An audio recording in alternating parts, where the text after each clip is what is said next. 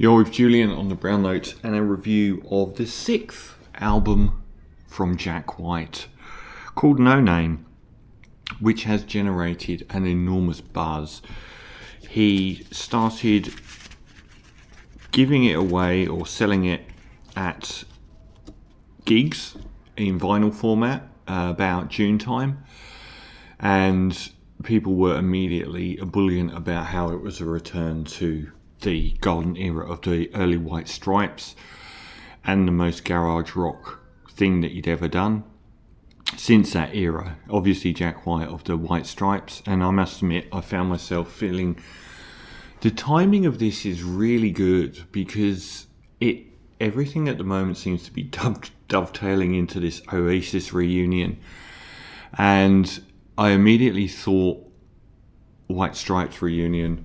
And I think it's all sort of come together that this album really makes you want Meg White and Jack White, one of the most iconic acts of the early 2000s, to come back.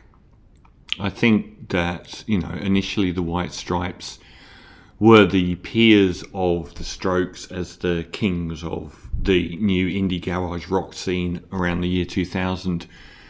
But given the Strokes kind of tapered off, even though their second album was fabulous, they tapered off, whereas the White Stripes kept building momentum, I guess, which really hit around, I think, their third album, White Blood Cells, I think their pinnacle. And then over the next few albums, they maintained the velocity, whereas the Strokes kind of tapered off. And I saw them a couple of times on the White Blood Cells tour and on the subsequent Elephant tour, I'm not sure.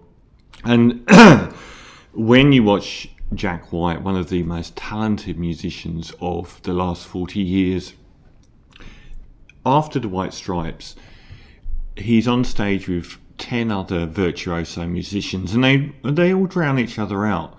The songs are lost in the complexity of what everyone's doing, and I'm never going to go to that music.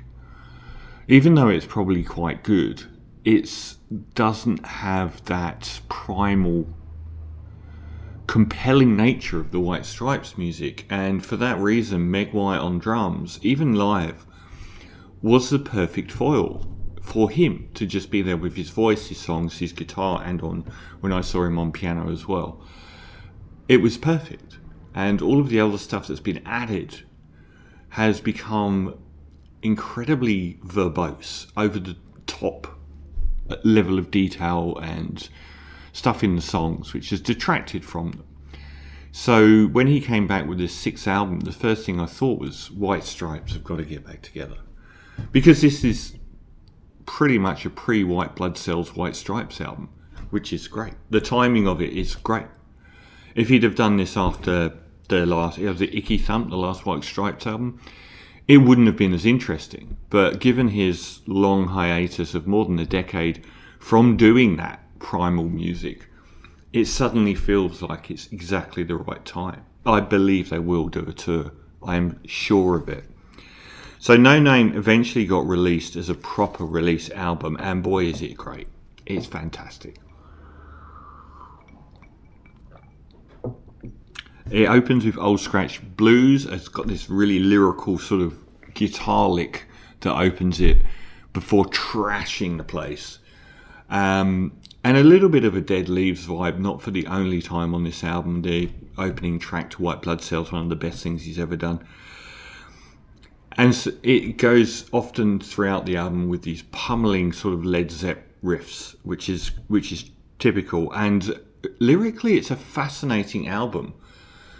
It's all over the shop, from these sort of State of the Union addresses about the context of, current affairs and the world as it is, and these sort of more cliched sort of blues style demonic sort of looks at love and being despairing and so on. I'm a motorcycle rolling, another psycho trolling. There's a lot of ground covered in the opening track, which is one of the best on the albums. It brings in a Hammond organ. It sounds like a lot of posturing in a good way, like trying on all of the clothes. It's a very fun album, I found. got a sort of accusatory sort of blues vibe about it. You done me wrong sort of vibe going on. You're going to find out. It's fabulous. And so is the second track, Bless Yourself, is If God is on demand. If God's too busy, I'll bless myself. It's got this Depeche Mode personal Jesus vibe about God and how you relate to God. And even heavier riffing than the first track. And his vocal performances throughout are fantastic. He sounds completely manic. Trust no one is another lyric that comes out. And the energy level here is fabulous. The third track opens with a bass and drum sort of vibe of Is This It from the Strokes, which is fantastic. But then he goes into The Hives, this Swedish band, doing The White Stripes, which is fantastic as well on the very riffy chorus. Got a bit of a teen angst vibe on the lyrics, and almost like Fell in Love with a Girl sort of vibe on the heavy riffing on the chorus as well. Definite highlight, and almost a self-care sort of vibe. Another terrific Led Zepp riff on It's Tough on Rats, if you're asking, and fabulous drums as well at this stage. There's virtually no one personnel-wise on this album, but I think he's got a drummer in for the majority of the tracks. I think he might have drummed on one. And it's got some interesting, very clean guitar picking on it as well. The track is the grooviest on the album. It's got this terrific sort of almost syncopated beat with this do-ding, do-ding, really sort of groove based track. And another highlight so far is magnificent. Archibald Harold Holmes, the fifth track. It sounds like Ballroom Blitz. Is that the suite? The opening riff is Ballroom Blitz, and that spoken word track from White Blood Cells about Citizen Kane, where he puts on this English posh accent for some reason. I'm going to tear down the institution. Sort of half rapping the verses, acting like some kind of insane doctor, reminding me of the iconic rap album Dr. Octagonologist, which is a fabulous album. He sounds like this demented doctor that should be struck off. Bombing Out, another really short sort of 2.5 minute track. Absolute belter, absolute burner of a track. The lowest fi track recorded here sounds like it's mono. Sounds like it's on a 2-track recorder. The grungiest production. Absolute belter with a wild solo in it, and then probably the closest to Fell in Love with a Girl's riffage. What's the Rumpus? Again, it's like a bit more mid-tempo, almost like a sort of like upper mid-tempo Chili Peppers Californication era track.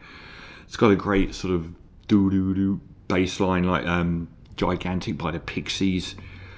Truth becomes opinion these days. The lyrics are sort of broadened out from this whole bluesy love triangle sort of vibe to actually looking at the world at the moment and it's the fluttering guitar soloing on it's fantastic as well. What's the Rumpus? When will the label dump us? Which I thought was there's a lot of humour in this, I suppose because he owns the record label. Third Man Recordings is his own record label. And, you know, up until that point, every track is an absolute winner. So 7 tracks in is absolutely fantastic. There is some sort of mid-range stuff coming, which is Tonight Was a Long Time Ago. It's a longer track. The opening is very much like Freeze All Right Now, with that sort of beat and that ding, ding, sort of guitar chords going over it. It's the hoariest rocker on the album, I think. But I think a couple of tracks in a row are a little bit too long, and you kind of get where you need to go by 1.5 minutes, and I think this one's like 4.5 minutes. It's still probably as good as one of the better tracks on the last of the Queens of the Stone Age albums, which is probably my least favourite of theirs overall. But it is overlong and a little bit more pedestrian and less exciting and compelling than the previous 7 tracks. Same with Underground as well, more Led Zepp riffing. It's got great moments. It's just, and some really good hooks on it, but I didn't always like the vocal treatment and didn't find it as compelling. And but then it sort of pulls itself back. Number one with the Bullet, track 10. It's got a very sort of ordinary, boring opening for a few seconds, and then just comes in with this massive, dramatic wall of sound. A pretty much like a Queens of the Stone Age track from the turn of the century as well, like almost like something like Feel Good Hit of the Summer. It's got a really pulverizing riff going on, and some great verses and melodies on the verses, and the chorus payoff as well. It flies by its 3 and a bit minute runtime compared to the previous 2 tracks. And Morning at Midnight, some of the best production on the album, quite psychedelic as well.